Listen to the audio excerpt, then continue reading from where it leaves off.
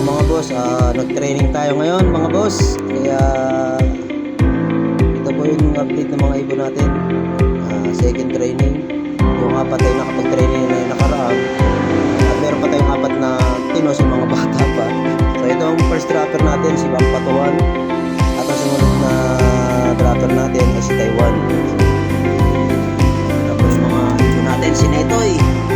Dumating, maganda naman ang kanilang tinating. Medyo mabilis ang kanilang pagdating. Kaso lang, problema, matagal pa silang bumaba bago bumaba dahil umiikot pa. Ito yung pangatlo nating ibon. So ito naman po si Pukman.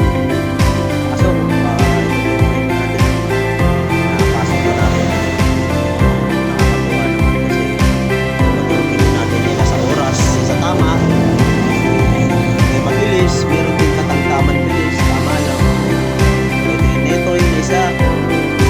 Okay na natin. Papasukin natin. Kung na natin magpapasok sa ibon. Kailangan natin mag-stick lang.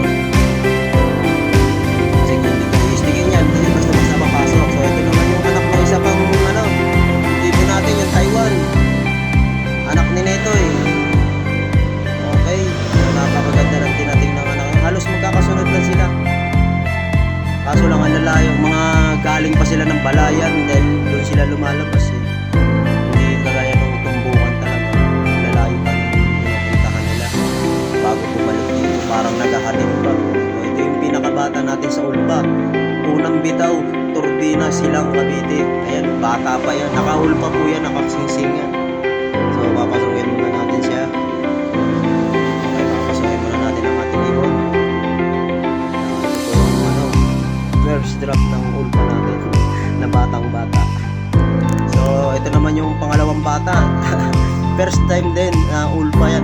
First time ko rin binitaw, Cavite. So nakauwi naman sila. At meron pa ako isang pinakabatang inaantay. Pero halos dumating